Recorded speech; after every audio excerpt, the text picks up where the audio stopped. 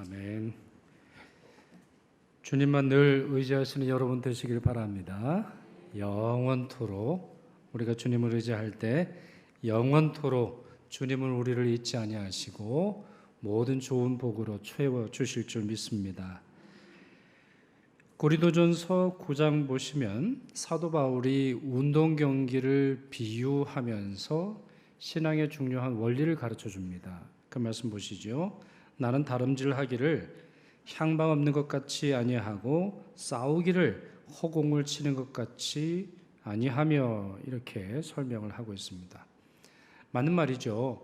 어떤 달리기 선수가 자기가 달리기가 빠르다라고 하는 것에만 만족하겠습니까? 어디로 가야 골인 지점인지를 알고 뛰는 거죠. 어떤 권투 선수가 자기가 이 주먹을 휘두를 때마다 바람을 가르는 소리가 난다고 기뻐하겠습니까? 상대방의 얼굴을 맞춰야 되는 거죠.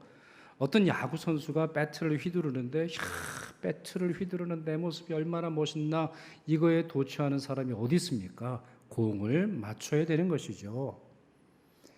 그런 것처럼 우리의 기도도 그 기도가 어디로 향하는지를 아는 것은 매우 중요합니다. 단순히 기도하고 있는 자기 자신에 도취되거나 아니면 기도하는 행위 자체를 강조하려고 할 때 우리의 기도는 기도가 아니게 되는 것이에요. 정말 참된 기도는 어떤 기도입니까? 하나님이 들으시는 기도죠. 그리고 하나님이 응답하시는 기도입니다. 저는 영어 표현 중에 이 표현이 좋은데, 하나님 당신의 귀들을 저에게 주십시오, 이러한 영어 표현이 있거든요. 정말 좋은 거예요.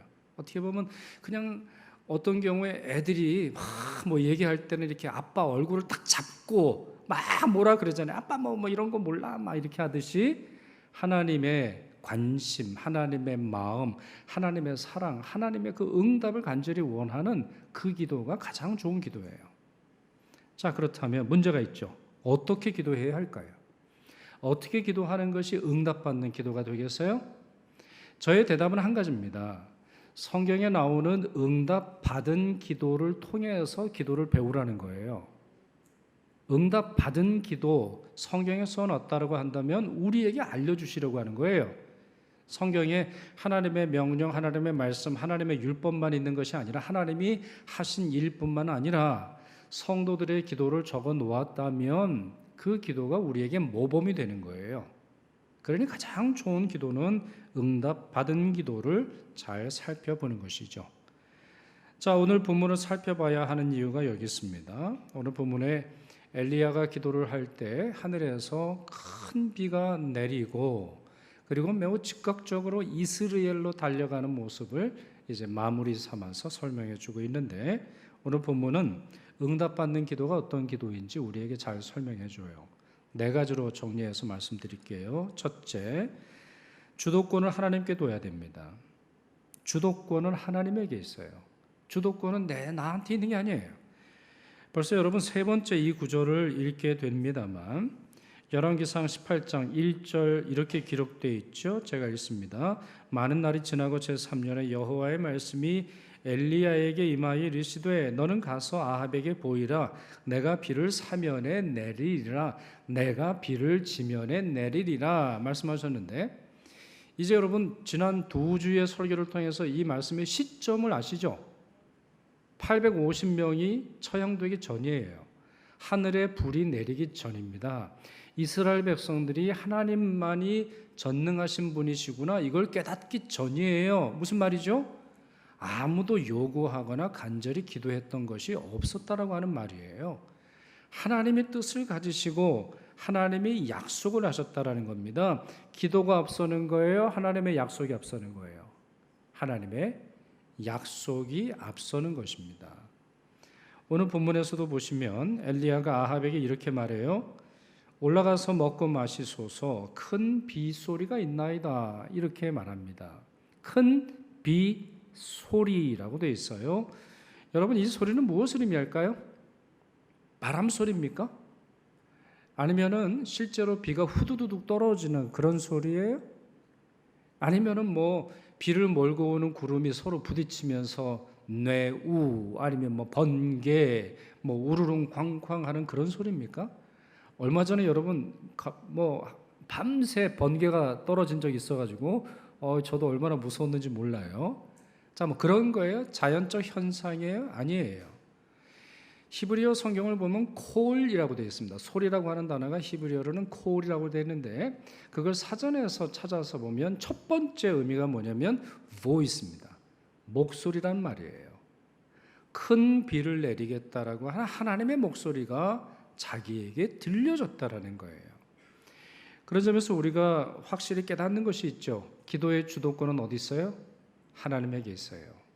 기도의 주도권이 이루어지는 것은 무엇으로부터요? 나의 귀를 통해서요.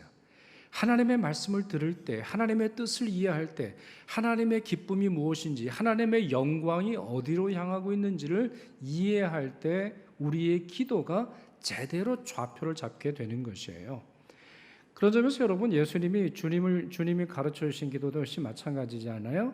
또 주님이 기도에 대해서 가르쳐 주실 때 마찬가지 아닙니까? 우리가 먹고 마시고 입고 다양한 근심과 걱정에서 기도합니다만 무엇을 먼저 위해서 기도하라? 하나님의 영광을 위해서, 하나님의 나라를 위해서 먼저 기도하라는 거예요. 순서를 명확히 하라는 거예요. 그러면 이 모든 것이 따라오는 겁니다. 이거는 앞선 기도에 뒤따라오는 하나님의 응답인 것이지, 가장 중요한 것은 하나님의 뜻과 하나님의 영광과 하나님의 나라에서 이루어진 하나님의 뜻이 이 땅에서 이루어지는 거예요. 어떻게 보면 그거 외에는 모든 기도가 따라오는 기도일 것이죠. 사도 베드로가 이렇게 조언하지 않았습니까? 그러므로 하나님의 능하신 손 아래에서 겸손하라. 때가 되면 너희를 높이시리라. 또 사도 요한이 이렇게 설명합니다. 그를 향하여 우리가 가진 바 담대함이 이것이니, 우리 신앙의 담대함을 설명해요. 그의 뜻대로 무엇을 구하면 들으심이라. 뒷부분부터 해석합니다. 무엇을 구하면든지 들어주세요. 그런 여기는 조건이 있죠. 뭐예요? 그의 뜻대로 구해야 되는 거예요. 그의 뜻을 이해하고 구해야 되는 거예요. 어디에 하나님의 영광이 있는지를 구해야 되는 거예요. 어디에 천국이 있는지, 어디에 지옥이 있는지, 어디에 공의가 있는지, 무엇이 하나님의 사랑이 있는지를 이해하고 하는 기도가 좌표를 잡는 것이지, 무조건 하늘로 쏘아 올린다고 해서 인공위성이 되는 게 아니잖아요. 그렇습니다. 우리의 담대한 이유가 여기 있는 거예요. 그리고 동시에 응답받는 기도의 원칙도 여기 있는 겁니다. 하나님의 주도권을 인정하는 것이죠. 둘째, 간절해야 됩니다. 이거는 여러분들이 너무나 많이 들으셨던 말씀일 텐데 42절 보시죠. 아합이 먹고 마시러 올라가니라 엘리야가 갈멜산 꼭대기로 올라가서 땅에 꿇어 엎드려 그의 얼굴을 무릎 사이에 넣고 기도했다. 이렇게 되어 있어요. 자, 왜 갈멜산 꼭대기로 올라갔나요? 왜 산 중턱이 아닌가요? 꼭대기에 올라갔던 이유를 저는 이렇게 해석하고 싶은데, 하나님을 더 친밀하게 느끼는 장소가 있는 거예요. 어떤 기도는 그냥 그 자리에서 바로 할 기도가 있는 거고, 어떤 기도는 주님과 가장 친밀한 곳에서 들어야 하는 게 있는 거예요. 그럼 여러분, 우리 예배당을 다시 설명하지 않을 수 없어요. 예배당에서만 예배한다거나 예배당에서만 기도한다고 하나님 들으신 것은 아닙니다만, 우리가 예배하기 위해 가장 적합한 장소는 어디예요? 큰 예배당이에요. 그건 어떻게 알 수 있나요? 지하교회 성도들을 보면 알 수 있어요. 과거에 소련의 성도들 어떻게 기도했어요? 과거에, 지금도 마찬가지입니다만, 북한 성도들이 왜 모여서 기도하나요? 아니, 그 핍박이 있는 걸 몰라요? 같이 모이다가 잡히면 난리 나는 거 모릅니까? 저도 제가 전에 있던 부목사에 있던 교회에서 북한 선교를 해가지고 심양 그리고 연길에서 탈북자 선교를 했어요. 제가 한 게 뭐냐면 일주일간 어느 한 군데 모여가지고 일주일 내내 성경 공부하는 거예요. 내내. 그러니까 저도 굉장히 어렵죠. 제가 가지고 있는 모든 성경 지식을 이분들에게 가르쳐주고 그분들이 중국으로 온 자기 동포들에게 전달하거나 아니면 그곳으로 돌아가서 말씀을 전해요. 일주일간 정말 저도 그렇고 그분들도 그렇고 죽도록 성경 공부를 해요. 죽도록 성경을 암송합니다. 왜? 성경 가지고 들어가다가 잡히면 죽으니까.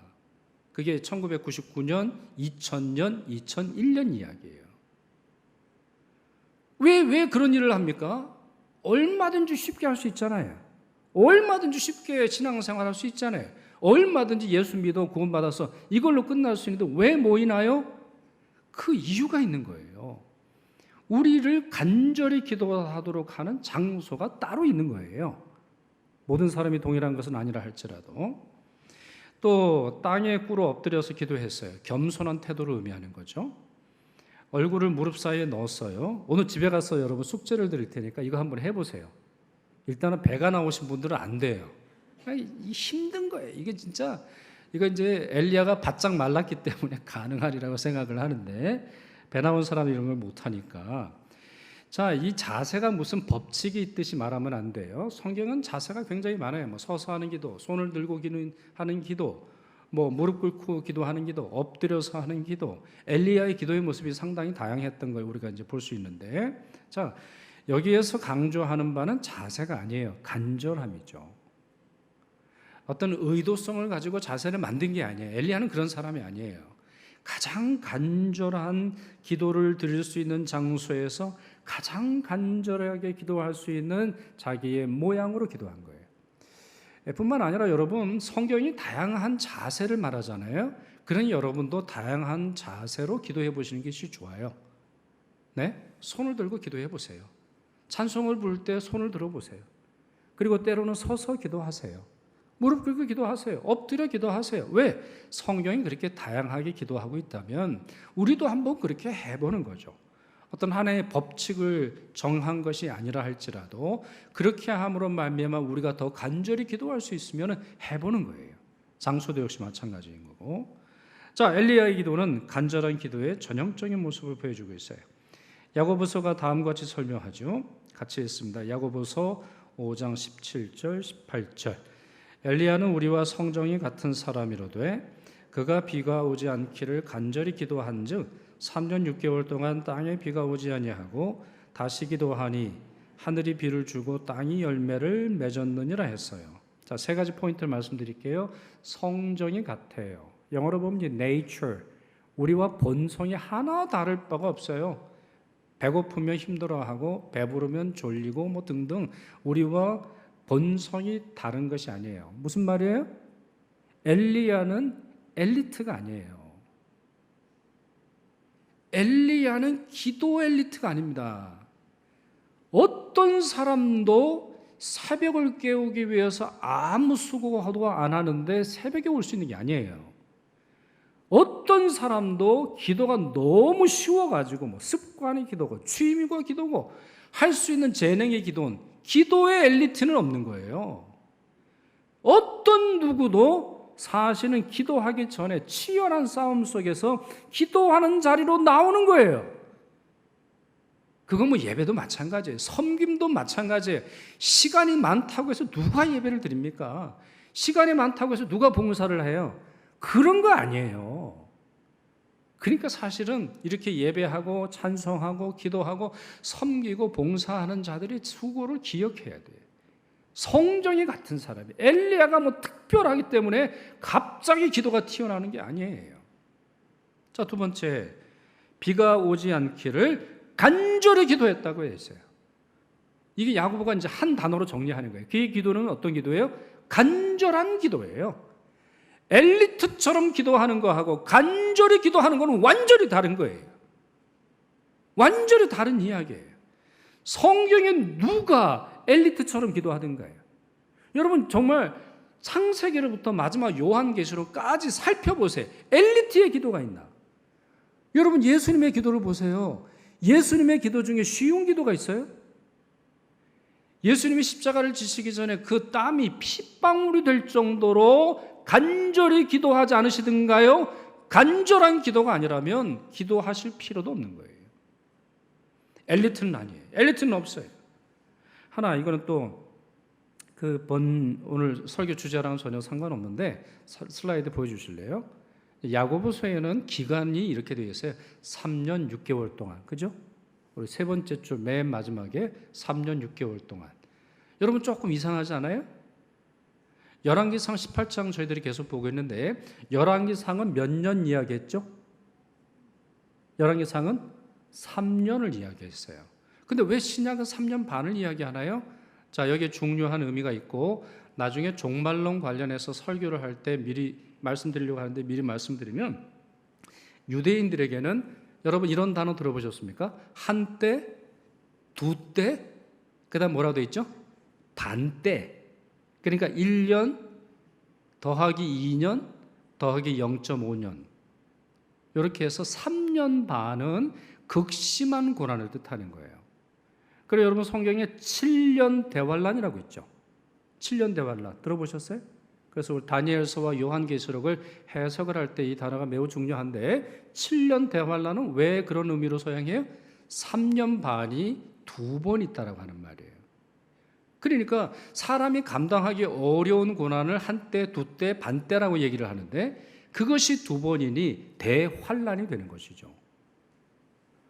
자, 그런 점에서 지금 야고보서가 설명하는 3년 6개월이라고 하는 말은 실제로는 3년인데 그것이 감당하기 어려울 정도의 큰 고난이었음을 설명하는 것입니다. 자, 오늘 본문 이제 주제로 다시 돌아오셔서 예수님의 경우 한번 보죠. 두로와 시돈 땅에 가신 적이 있으세요?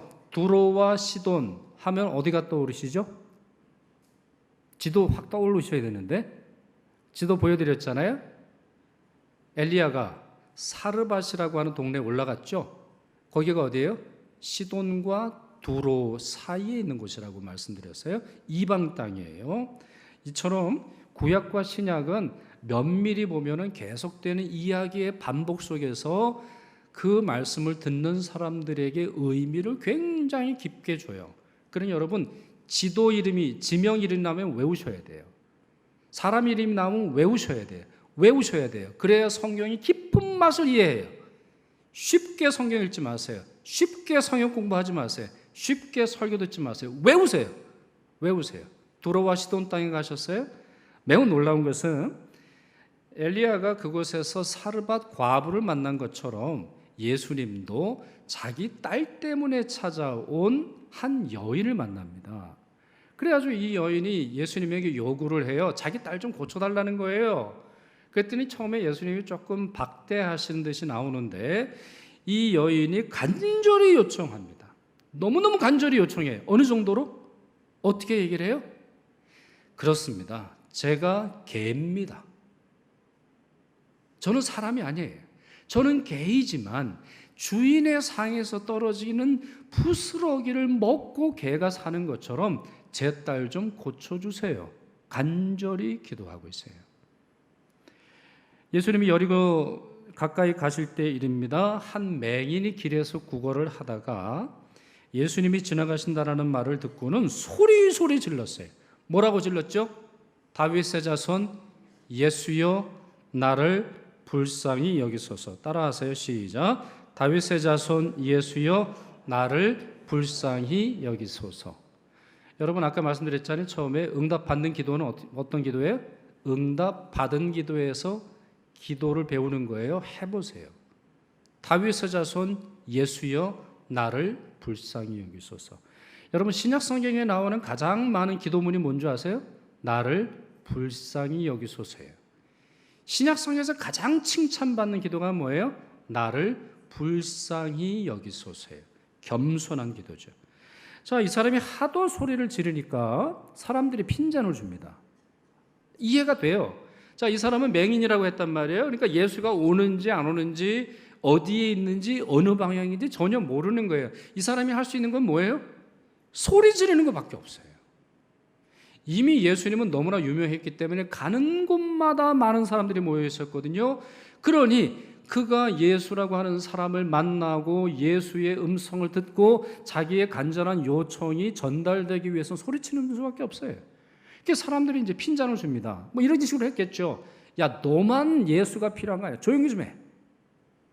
아유, 예수를 만나도 꼭 그렇게 요란하게 만나야 되겠어? 좀 사람이 고상해야지 말이야. 조용히 해.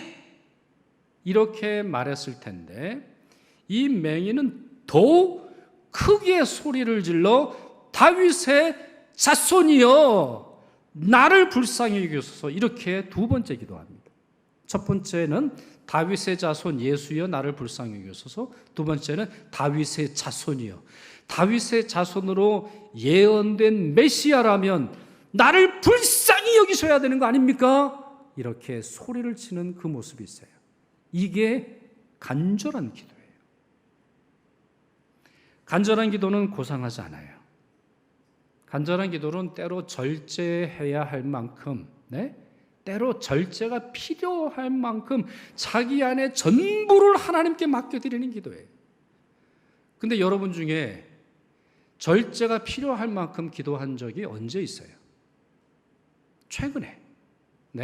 일생에 몇 번 얘기하는 게 아니에요. 최근에 내가 절제해야 되겠다. 내가 진짜 이거 절제해야 내가 살지, 이게 더 이상 안 되겠다. 그럴 정도로 하나님 앞에 간절하게 기도한 때가 오는 때가 있었어요.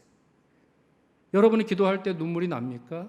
기도할 때 여러분의 자존심도 내려놓고 사람들이 핀잔을 주든 아니든 정말 간절히 하나님의 음성을 듣고자 갈망하며 기도하고 있습니까? 아니면 기도하는 척하고 있습니까? 아니면 그것도 안 하나요? 어떠한 기도도 드리지 않으면서 한 주일 한 주일을 살아가고 계십니까? 세 번째, 응답받는 기도는 인내하고 낙심하지 않는 사람의 기도입니다. 엘리야가 기도할 때 7번 했어요. 그러니까 7이라고 하는 숫자가 이제 중요해요. 특별히 엘리야와 엘리사, 이때는 7이라고 하는 숫자, 3년 반이라고 하는 숫자가 반복되는 걸 볼 수 있는데, 자, 엘리야의 제자인 엘리사가 있죠. 자, 이분이 이제 나만을 고쳐주지 않아요. 나만, 이방 사람이에요. 그가 요단강에서 7번 들어갔다 나왔다 들어갔다 나왔다 들어갔다 나왔다 하는 걸 이제 반복해요. 이방인이 그 정도는 해야죠. 그러면 엘리야는 어떨까요? 한 방으로 해야 되는 거 아닙니까? 아니, 이미 하늘에서 불이 떨어진 그런 기도를 드린 사람이라면, 아니 그냥 한 방 아니면 한 번이 좀 힘들면은 2번 정도의 비가 와야 되는 거 아니에요? 아니에요. 7번까지라도 가라, 사환에게 얘기하는 거예요. 그래서 오늘 본문에 보시면 7번을 예측한 것이 아니라, 다시 말씀드립니다, 3년 반, 3번 반이 하기 쉽지 않은 거. 그래서 예수님도 3번 기도하셨고 사도 바울도 자기 몸에 가시를 빼달라고 3번 기도한 거예요. 그것은 횟수가 중요한 것이 아니라 그만큼 자기 자신이 최선의 노력을 다해서 기도했다는 것을 의미하는데, 엘리야는 예상하지 못할 정도로 7번이나 했어요. 무슨 말입니까? 예측하지 못했다는 거죠. 얼마나 기도를 해야 하나님이 들으시는지 모르고 기도한다는 거예요. 정말 얼마나 횟수를 해야 할지 몰랐다라는 겁니다. 오직 주님이 응답하실 때까지 인내하며 감사하며 들어주신다라고 하는 사실을 믿고 기도하는 것이 전부라는 거예요.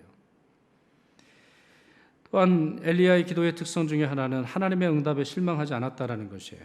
자, 7번째 기도를 했습니다. 그러자 사환이, 이제 기도를 돕는 사람이 소리를 쳤죠. 뭐라고 말합니까? 44절 보세요. 바다에서 사람의 손만한 작은 구름이 일어나나이다 그랬어요. 어떤 구름이요?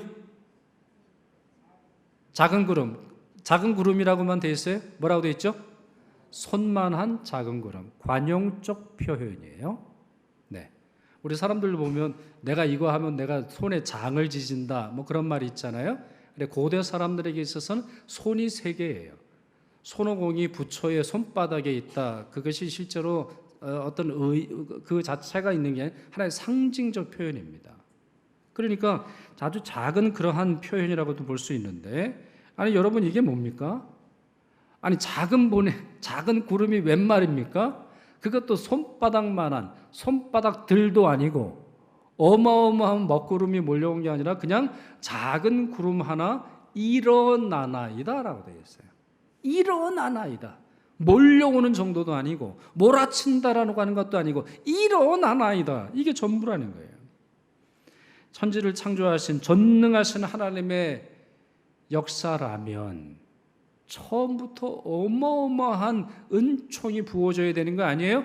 우리 한국 사람들의 표현처럼 제가 다른 민족 사람들이 이런 기도를 드린 걸 들어본 적이 없는데 폭포수와 같이 강권적으로 그래야 되는 거 아니에요? 그래야 정말 하나님의 역사라는 게 확인되는 거 아니에요? 아니에요. 그건 우리 생각이죠. 여러분, 우리에게도 이런 일이 정말 많이 찾아옵니다. 정말 많이 찾아와요. 하나님이 응답하시는데 실망스러울 때가 있어요. 여러분, 그렇지 않던가요? 여러분이 그토록 열심히 기도하셨는데 하나님이 여러분의 기도의 일부분만 들으시는 것처럼, 아니면 안 들으시는 것처럼 생각되는 그런 때가 있죠. 그럴 때 우리는 낙심합니다. 그럴 때 우리가 실망합니다. 여러분, 집에 가서 한번 해보세요. 부부가 지금 같이 앉으셨으면 지금 보셔도 좋은데 얼굴을 한번 보세요. 우리 성가대는 부부가 같이 앉아 얼굴 한번 보세요. 어떻게 보이세요? 보름달처럼 보이시면 안 돼요. 손바닥만한 작은 구름처럼 형편없이 보이세요? 아니면 하나님의 가장 좋은 응답으로 여겨지세요? 여러분의 며느리, 여러분의 사위 어떻게 보이세요? 손바닥만한, 그렇게 열심히 기도했고 그렇게 내 삶의 전부를 들여서 애지중지 키운 내 아들과 내 딸이 아이고 어떻게 그냥 말을 표현하지 않겠습니다만 그렇게 보이세요? 아니면 가장 좋은 하나님의 응답으로 보이세요? 아이의 성적표가 어떻게 보이세요? 여러분 남편, 여러분 아내의 한 달 벌어들인 월급이 어떻게 보이세요? 여러분 지난달 이제 8월 첫 주가 지금 시작이 되었습니다. 지난달의 매상이 어떻게 느껴지세요? 지난달에 여러분의 삶이 어떻게 느껴지세요? 하나님께서 기도 응답하셨다라고 하는 것에 만족하고 계세요? 아니면 실망하고 계세요? 여러분, 이와 같은 느낌이 들 때 우리가 취할 행동은 두 가지로 보여요. 즉각적으로 취할 행동. 첫째, 내 기도가 잘못된 것이 아니었는지를 점검해 보세요. 내가 그동안 기도를 열심히 했는데 하나님의 뜻과는 상관없이 기도한 것은 아닌가 살펴보세요. 야고보서 말씀 보시죠. 너희는 욕심을 내어도 얻지 못하며 살인하며 시기하여도 능히 취하지 못함으로 다투고 싸우는도다. 너희가 얻지 못하면 구하지 아니하기 때문이요 구하여도 받지 못함은 정욕으로 쓰려고 잘못 구하기 때문이라. 이렇게 설명하고 있습니다. 구하는데 왜 못 받아요? 구하는데 왜 하나님이 응답하시는 것처럼 느껴지지 않나요? 우리의 정욕 때문에 기도했다는 거예요. 그렇게 하나님께서는 그 기도에 응답하지 않으시거나 그와 같은 하나님의 마음을 우리에게 사인으로 보여주시는 것이죠. 그러니까 이럴 때는 즉각적으로 그 기도를 중단해야 돼요. 즉각적으로 회개하는 기도를 시작을 해야 됩니다. 잘못된 것을 구하고 하나님께 강요한 죄를 주님 앞에 용서하고 다시 무릎을 꿇는 거예요. 다시 처음으로 돌아가는 거예요. 기도의 주도권을 하나님께 드리는 거예요. 그게 여러분의 사업이든 여러분의 건강이든 아니면 여러분이 간절히 원하는 미래의 계획이든 하나님의 주도권 외에 남는 것은 아무것도 없는 거예요. 바로 그 기본으로 돌아가셔야 돼요. 두 번째, 하나님의 응답에 감사하시는 거예요. 아무리 생각해봐도 이것은 하나님의 응답이에요. 하나님이 하신 일이에요. 내 소원만큼, 내 정말 기대하는 만큼 아니라 할지라도 그것 속에서 하나님의 응답을 발견하고 감사하고 낙담하지 말아야 돼요. 누가복음 18장 1절 예수님이 말씀하십니다. 항상 기도하고 낙심하지 말아야 한다. 마가복음 11장 24절 무엇이든지 기도하고 구하는 것은 받은 줄로 믿으라. 그리하면 너희에게 그대로 되리라 했어요. 여러분, 이 24절은 진짜 중요해요. 다시 눈으로 보세요. 무엇이든지 기도하고 구하는 것은 어떻게 돼요? 이미 받은 거예요. 그걸 믿어야 해요. 자, 문장이 그렇게 되어 있죠? 그리하면, 그렇게 할 때 그것이 하나님의 응답이라고 하는 것이 믿겨질 때 그것이 손바닥만한 작은 구름이라 할지라도 그렇군요. 그게 하나님의 응답이군요. 하나님이 주셨군요. 할렐루야, 아멘 하면 그 다음 어떻게 된다고요? 문장 보여주세요. 그리하면 너희에게 그대로 되리라 하더라는 거예요. 그러니 여러분, 기도는 3단계로 이루어져요. 잘 들으세요. 첫째, 기도하기의 전 단계에 믿음이 필요해. 둘째, 기도하는 중에 믿음이 필요해. 셋째, 그것이 하나님의 응답이라고 하는 것을 믿는 기도가 끝난 다음에 필요해. 그럼 어떻게 된다는 거예요? 그대로 된다는 거예요. 여러분, 하나님이 주시는 응답 중에 뷔페상은 평생에 몇 번 주어지는 거예요. 여러분 삶에 뷔페를 쫙 차려놔서 아무 수고도 안 해도 되는 기도 응답은 평생에 몇 차례 주어지는 거예요. 대부분은 하나님이 우리에게 씨앗을 주세요. 대부분은 우리에게 작은 손바닥처럼 알려주세요. 대부분은 우리에게 사명으로 알려주세요. 너 목사가 되라! 그러고 바로 목사가 됩니까? 턱도 없는 얘기지. 왜 세상에 가짜 목사가 이렇게 많습니까? 그것이 씨앗이라고 하는 사실을 모르고 정상적인 과정에서 기도하고 신학교를 가고 학교를 졸업하고 과정을 거치지 않고 나 응답 받았어요. 나 하나님이 목사 되라고 했어요. 그러니 비행기에서 자기네들끼리 막 안수하죠. 자기네들끼리 안수해. 그리고는 목사님 비행기에서 내려줘. 할렐루야.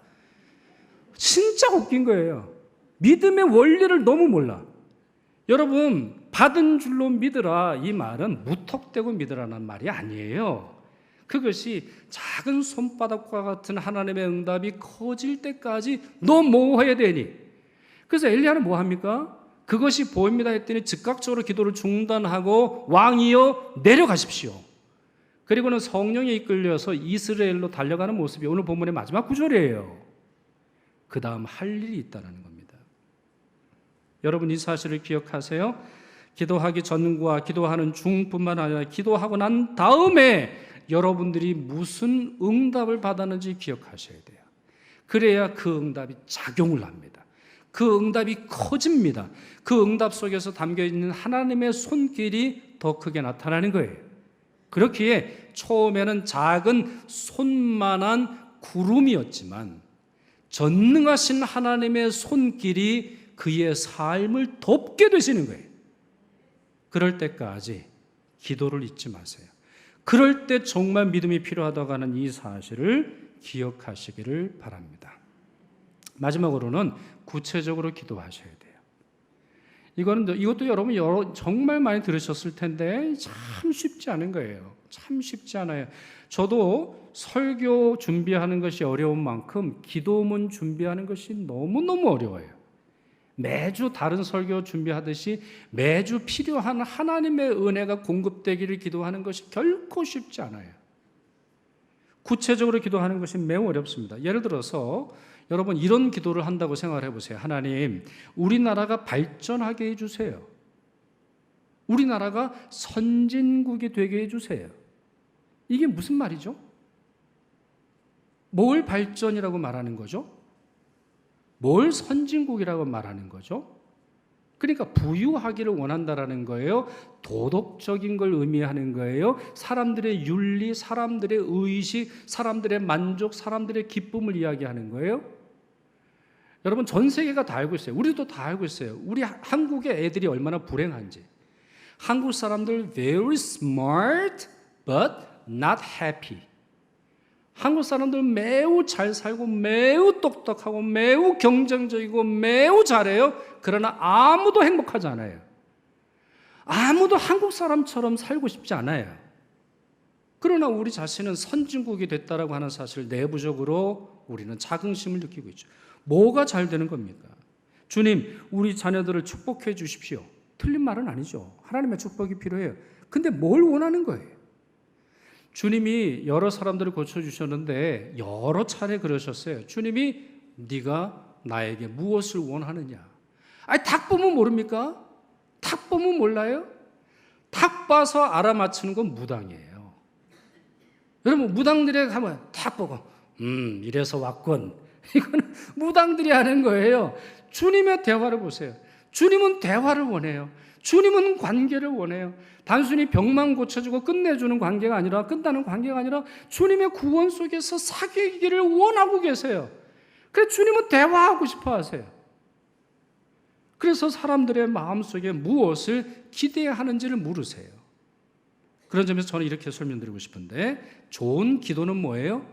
기대하는 바가 무엇인지 구체적인 거예요. 뭘 기대하고 있나요? 뭘 원하는 거예요? 정말 하나님께 뭘 기도하고 바라고 있는 건가요? 그 사실이 너무나 모호한 기도가 많이 있어요. 그렇지 않아도 응답받을 수도 있어요. 한 예를 들어볼게요. 사도행전 12장 보시면 베드로의 석방을 위해서 예루살렘 교회가 정말 열심히 기도했어요. 왜냐? 구속이 되어 있는 상태였으니까. 자, 마가의 집에서 기도하던 중이었습니다. 문을 두드리는 소리가 들려서 나가봤더니, 한 여자아이가 나가봤더니 베드로의 목소리예요. 너무나 분명해. 천사가 풀어줬거든요. 성령의 능력 속에서 이 베드로가 풀려나게 되는 그런 일을 하는데, 자, 그러니까 이 여자아이가 너무 놀란 마음에 문을 열어주기 전에 교인들에게 막 달려간 거예요. 베드로가 왔습니다! 그랬더니 여러분 뭐라고 교인들이 대답했을까요? 여러분이라면 뭐라고 대답하시겠어요? 할렐루야! 우리의 기도에 응답하셨습니다. 이래야 되는 게 정상 아니에요? 그러나 성경은 그렇지 않아요. 너 미쳤구나.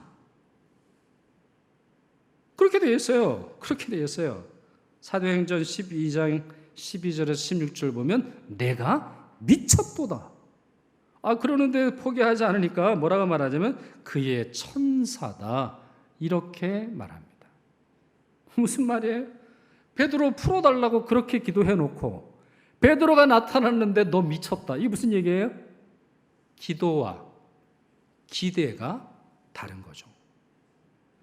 하나님이 응답하셨는데 그 응답하신 사실을 기억하지 못하고 하나님의 just timing, 하나님의 best timing, 이제는 기도를 중단하고 하나님의 역사 가운데서 전진해야 할 때를 놓쳐버리고 마는 거예요. 구체적이지 않은 기도의 가장 큰 문제는 여기 있는 거예요. 정말 언제 기도를 해야 하고 언제 기도를 그쳐야 하며 하나님의 뜻이 무엇이라 나에게 주신 사명이 기쁨으로 다가오는 것을 놓칩니다. 그렇기에 모호하게 기도하는 사람들은 기도하는 힘으로만 기도할 뿐 하늘에서 내려주는 이 응답의 축복을 경험하지 보지 못해요. 그러니 기도가 늘 의무감 속에서 힘들게만 진행이 되는 것이죠. 그러나 엘리야의 기도를 보십시오. 기대와 기도가 동일합니다. 사환에게 뭐라고 말해요? 사환에게 너 어디서 구름이 몰려올지 모르니까 모든 하늘을 살펴봐. 이쪽도 보고 저쪽도 보고 이렇게 말했나요? 본문에 뭐라고 되어 있죠? 바다를 봐라. 어디에서 하나님의 응답이 주어지는지 구체적으로 그는 알고 있었어요. 이와 같은 것이 구체적인 기도예요. 아무 방식이나 하나님의 은혜를, 하나님의 응답을 받기를 원하는 것이 아니라 하나님의 방법으로 하나님의 뜻이 이루어지기를 소망하는 것이 구체적인 기도입니다. 모든 기도가 이렇게 돼야 되겠습니다만 교회 지도자는 이와 같은 기도를 드릴 수 있어야 해요. 부모님들은 이런 기도를 드리셔야 돼요. 그리고 회사의 사장님이 되었던 어떤 공동체의 리더가 되시면 이런 기도를 드리셔야 됩니다. 우왕좌왕 어떻게 하든지 잘 되도록 하는 기도는 리더의 기도가 아니에요. 어디를 보란 말입니까? 특별히 이제 목사와 같은 저희에게 중요한 것이 이제 이거예요. 어디를 봐야 되나요? 네? 모든 거를 그냥 하다 보면 잘 되는 건가요? 모두가 행복하면 좋은 교회가 되나요? 모든 사역이 잘 되면 그것대로 되는 건가요? 모든 교인들이 원하시는 대로 다 그냥 그대로 되면 좋은 교회가 되든가요? 그런 교회가 있든가요? 아니라는 거예요. 기도의 중심을 잡고 하나님 이대로 가겠습니다. 교인들도 그 방향을 보십시다. 선교면 선교, 교육이면 교육, 건물이면 건물, 하나님의 역사의 흐름을 이해하고 있어야 돼. 그러나 여러분 리더는 어려운 거예요. 리더는 미치는 겁니다. 하나님의 응답이 어디서 오는지 정말 어려운 거예요. 그래서 사실 엘리야의 기도 모습은 목사를 좌절하게 해요. 정말 교인들로 하여금 여러분 이 방향을 보십시오. 우리 전체가 이렇게 기도해야 합니다 라고 말할 수 있어야 하는데 워낙에 다양한 입장과 다양한 의견이 있다 보니 그것이 하나님의 응답으로 묶여지도록 하는 것이 쉽지 않은 거예요. 그러니 사실은 여러분 리더를 위해서 기도하셔야 돼요. 리더가 바로 기도하실 수 있도록 여러분이 기도해 주세요. 리더를 통해서 어떻게 하나님이 역사하시는지를 선포하고 기도 가운데서 성도들로 하여금 함께 기도록 하는 것이 여러분의 기도 중에 하나가 되어야 되겠습니다. 말씀을 맺습니다. 두 가지 정리하죠. 응답받는 기도는 어떤 기도예요? 응답받은 기도에서 배우셔야 돼요. 그러니 성경을 읽으실 때마다 성경에 여러분 기도가 얼마나 많이 나오는지 몰라요. 그러니 그 기도를 유념하여 살피셔서 연습하고 훈련하십시오. 둘째, 엘리야의 기도처럼 하나님의 주도권을 인정하며 기도하십시오. 간절히 기도하십시오. 인내하며 낙심하지 마세요. 그리고 구체적으로 기도해야 한다는 이 사실을 기억하셔서 여러분 모두 기도의 용사로 크게 쓰임 받으시기를 축원합니다. 기도하겠습니다. 성도의 기도를 들으시며 응답하시는 성부 하나님, 엘리야를 통해 저희에게 응답받는 기도의 방법과 원리를 가르쳐 주시니 감사드립니다. 저희도 엘리야처럼 기도로 세상에 생명과 공의와 평강을 공급하는 자가 되도록 도와주시옵소서. 그리하여 하나님을 영화롭게 하며 하나님의 뜻이 하늘에서와 같이 땅에서도 이루어지는 기쁨 누리게 하여 주시옵소서. 우리 주 예수 그리스도의 이름으로 기도드리옵나이다. 아멘.